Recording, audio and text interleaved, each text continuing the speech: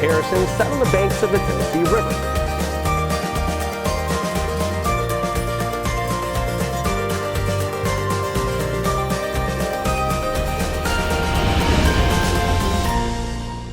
Welcome to another 30-minute edition of 3 in Your Town, where we celebrate the people, places, and things that make this area so unique and so wonderful. One of the buzzwords being tossed around right now by elected officials, both in Washington and locally, would be infrastructure. And of course, infrastructure means a variety of things, but predominantly that would be our nation's highways. And you might not know this, but Chattanooga played a huge role in the shaping of modern-day America through its highway system. And that's what we're going to be talking about in this half hour. We've talked about the good, we've talked about the bad, and we've talked about some of the things that might need to change with our highway system over the past 5 years. And I can't think of a better example of that than the Dixie Highway. Take a look. There is a road that stretches all the way from here in Miami through Chattanooga, all the way to Michigan. This is America's Dixie Highway, made up of hundreds of short roads bound together. This nearly 6,000 continuous mile route travels from Lake Michigan to Miami Beach. The idea for this highway was dreamt up by business mogul Carl Fisher. Now, Fisher had already begun work on the Lincoln Highway, a transcontinental route from New York to San Francisco, and he wanted to provide a north to south connector with an emphasis on Miami's development. In 1914, Fisher brought together investors, politicians, and farmers to Chattanooga's Patton Hotel. There, they would discuss the details of this full-fledged interstate system. Now, Chattanooga was chosen as the meeting point to discuss the Dixie Highway because geographically it's about halfway between Michigan's Upper Peninsula and South Florida. After much discussion, in 1915, work began on this hugely ambitious project. Again, since its inception, the role of the Dixie Highway was to be the great unifier between America's Midwest and the Southeast, including everything the Southeast had to offer, like the ports of Savannah here. In fact, since its colonization in 1733 by General James Oglethorpe, the ports of Savannah were the backbone of international trade and finance for all of the Southeast. Goods from this port could now be delivered to their destination faster. Many of the imports would head south down America's eastern seaboard, passing through both Jacksonville and our nation's oldest city, St. Augustine. Okay, so obviously this isn't as old as St. Augustine, but still very, very cool. Check this out. We're in Bunnell, which is about 30 miles south of St. Augustine. This is the original brick from the 1915 Dixie Highway, and is still drivable to this day. Of course, now it's called Old Dixie Highway as modern progression has moved Dixie Highway to the west of here. Definitely worth checking out. Just make sure you have a full tank of gas, because there's not a whole lot out here. Continuing down the Dixie Highway, or A1A as it's also referred to in several places, the calm and serene beach towns evolve and eventually give way to the Magic City. Miami was incorporated just a few years earlier, in 1896. The city benefited tremendously from the Dixie Highway. Today, Miami-Dade County has an estimated population of about 2.8 million people, and it's a minority-majority population. We have become the most diverse place, perhaps in this country, and we are not the melting pot, we are the salad, that each individual piece retains its unique identity, and we can enjoy it in the melange of the salad rather than seeking to create uniformity. Miami-Dade County Commissioner Daniela Levine Cava explains that 100 years later, the word Dixie does not represent who or what Miami is. That's why in February, commissioners voted unanimously to change the highway's name to honor Harriet Tubman. For me, choosing Harriet Tubman is exactly what we need to deepen our understanding of history. Because just as we had slavery and persecution, we also had heroes and heroines who pushed through at great personal risk and with great courage, like Harriet Tubman. Commissioners know this won't change history, nor do they want to try to. They believe the renaming of the Dixie Highway through Miami-Dade County only lifts up other parts of history, and they want to deepen the understanding and empathy for everyone who lives there. And for the future, we need to show the world how to live in harmony. And I think we do and we must continue to do so. And this renaming, for me, is a part of proving to the world that we can get it right. Portions of the Dixie Highway are state roads, and the county will need the help of the Florida legislature to rename the entire roadway. It remains to be seen whether the name changing of Dixie Highway in Miami-Dade County spurs similar movements in any of the other 10 states the highway runs through, including here in Chattanooga, where it was born. But whatever Dixie's fate holds, there is no denying the impact that this mighty highway had on our country. Of course, that's an ever-evolving conversation. We'll be sure to keep you up to speed with any changes that might be made there. Another highway with a similar history would be Lee Highway. Now, Lee Highway actually runs from East Coast to West Coast, of course, right here through Chattanooga, Tennessee. Here's a history lesson about that. What do Brainerd Road in Chattanooga, Keith Street in Cleveland, and Kingston Pike in Knoxville all have in common? Well, they're all part of one of the first transcontinental routes in the United States, Lee Highway, the backbone road of the South. Lee Highway was dreamt up by Presbyterian minister Dr. S.M. Johnson in the early 1900s. He was convinced that the automobile would change America in the 20th century. In 1916, President Woodrow Wilson approved the Federal Road Act, which established the Federal Aid Highway Program. But road work across the country came to a halt as a Great War broke out. Shortly after the armistice was signed, a renewed interest in cross-country access became a top priority. Government officials were impressed with the ease military transports crossed the country on France's roads and decided America needed to follow suit. So in 1919, Dr. Johnson was named to the Lee Highway Association. Now, the plan took many shapes and routes. The highway, to honor General Robert E. Lee, was originally designed to travel from his burial site in Washington to the Gulf in New Orleans. Federal funds for that plan stalled in 1921, and the decision was made to take the road west from Chattanooga, bridging the West Coast with our nation's capital. Much of Lee Highway rises and falls throughout rural America, though it passes through major cities like Huntsville, Little Rock, El Paso, Phoenix, all the way right here to beautiful San Diego, California. In November of 1926, the U.S. adopted the numbered highway system to replace named trails. Lee Highway was split east to west amongst highways like in our area, Highway 11. So Lee Highway runs just south, parallel of Lincoln Highway on the other side of the Mason-Dixon line, so that whole thing's still going on. After the break, we're going to be talking about Highway 27, of course, another staple here in the scenic city. We're going to be talking about its origins and its history on the other side of the break in this 30-minute edition of 3 in Your Town.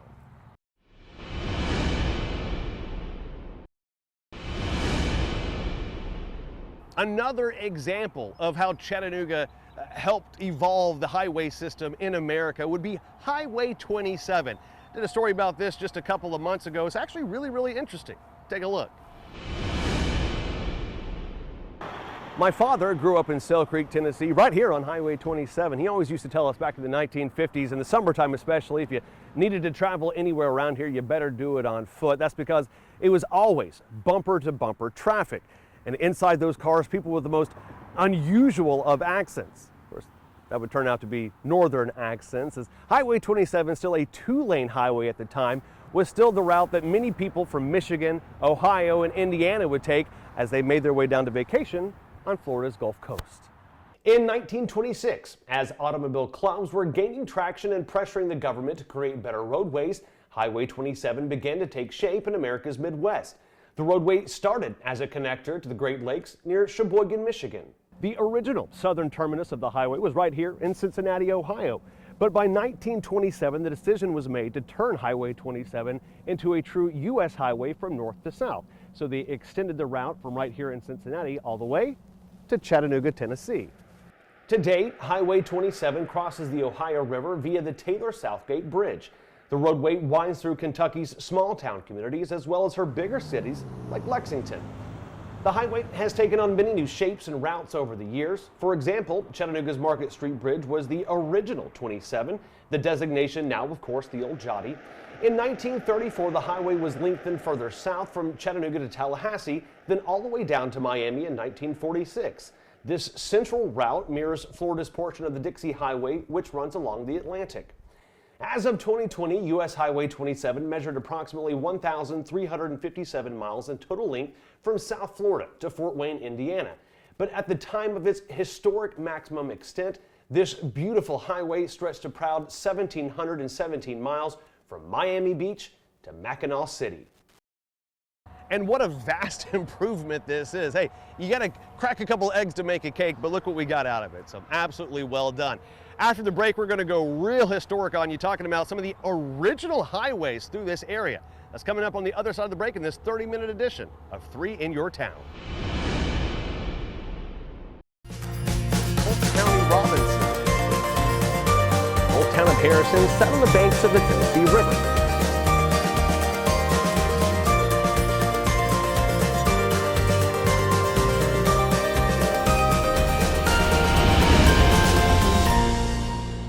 Welcome back to this 30-minute edition of 3 in Your Town, where we celebrate the people, places, and things that make this area so unique and so wonderful. Hey, question, how does the Northwest Passage tie into Tennessee?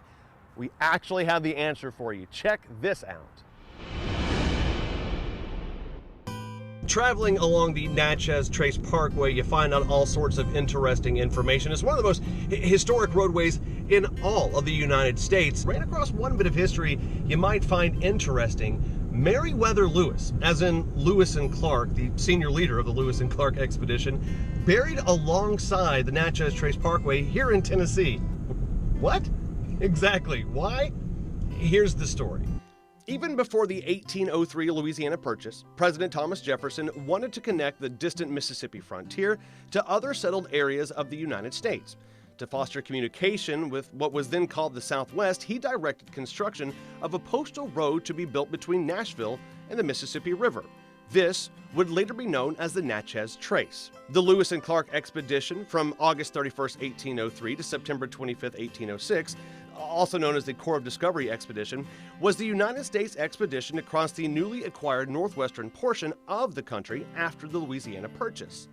The expedition returned to St. Louis to report its findings to President Jefferson with maps, sketches, and journals in hand. In September of 1809, Meriwether Lewis was living in St. Louis as the appointed governor of the Upper Louisiana Territory.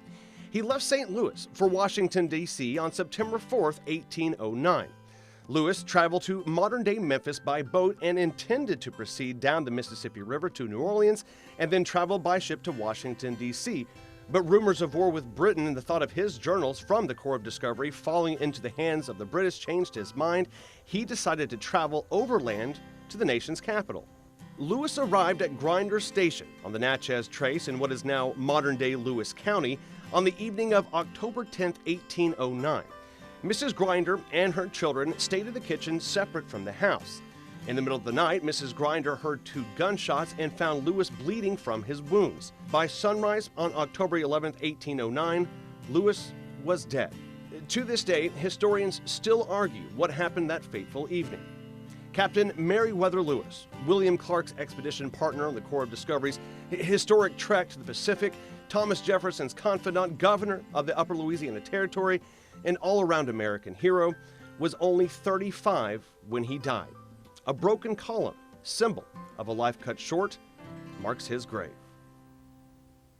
So the Northwest Passage, the Oregon Trail, get people and things to the West Coast. Let's bring it back here to the East Coast and talk about how people and things got from the Atlantic Ocean, the ports of Savannah and so forth, up into the rest of America. Well, it's the old Federal Highway, and it happened right here.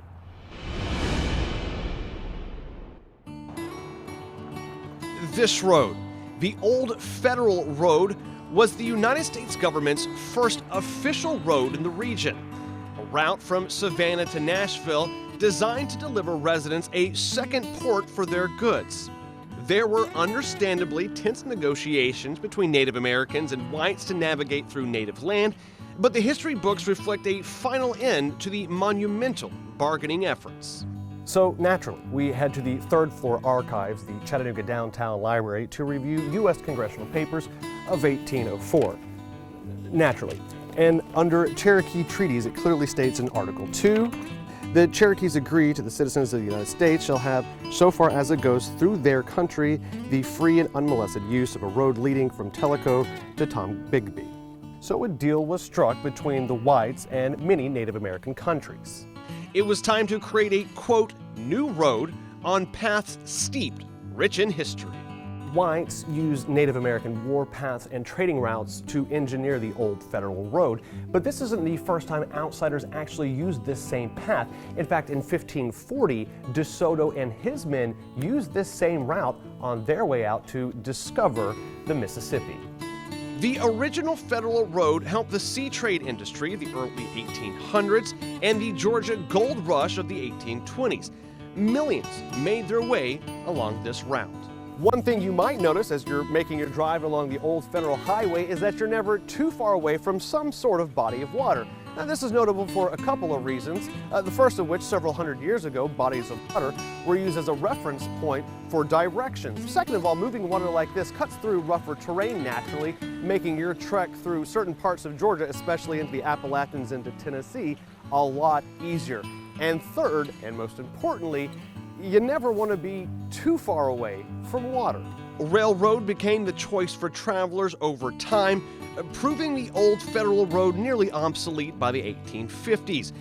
Parts of the old road are still trafficked now in larger cities like Chattanooga and Ringgold, but you'll also find it still rises and rolls through beautiful rural farmland, a historic and beautiful drive today. After the break, we are switching gears completely. We are headed to the kitchen, and Claire and I whip up a recipe that I can't say is healthy for you, but gosh, it was delicious.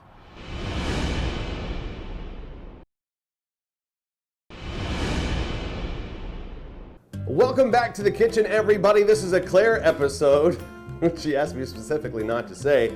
We're making, it looks like granola bars. We're eating granola, she drives a Subaru. Here I am half expecting you to wear Birkenstocks, but no, what are we doing? Say hi, Claire. Hi, Claire. What do we got going on today? I'm gonna step aside. Good, yay, see ya. You can take my basic Subaru.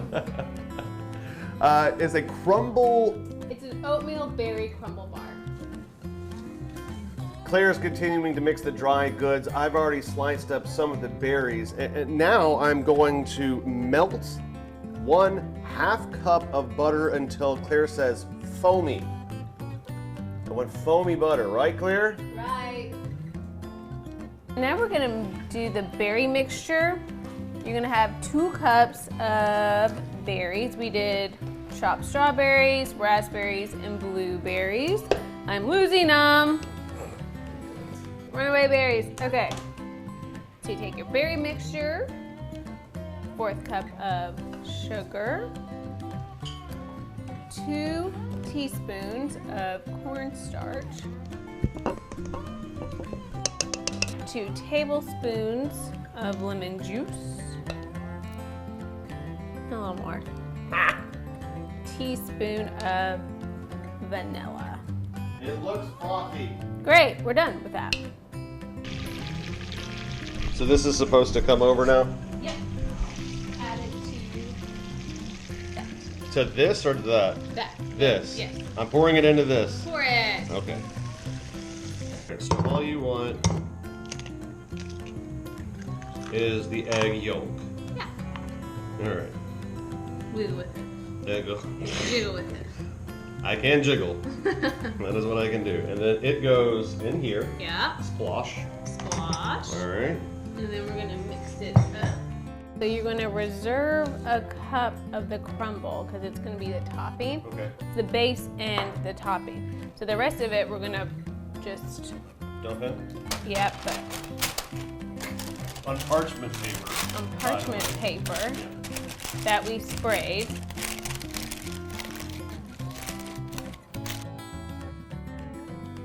Okay, now the berries go on top.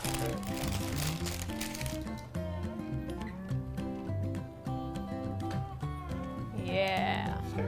And then I'm gonna top with the remaining 1 cup that we reserved. Okay. 350 degrees for how long? 50 minutes. 50? Yeah. 50? 50. Better be worth it.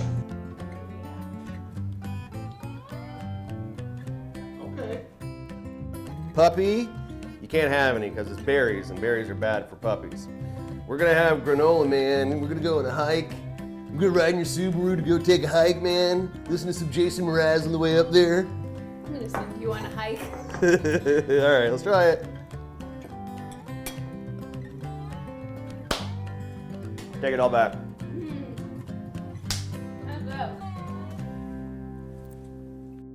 Again, a sincere thank you to each and every one of you who took time out of your life to watch this program. I hope you got something out of it. And if you think you have a story idea, someone we should meet, please reach out, let me know. I love highlighting the good with our audience. Okay, until next time, everyone, be good to yourself and to others.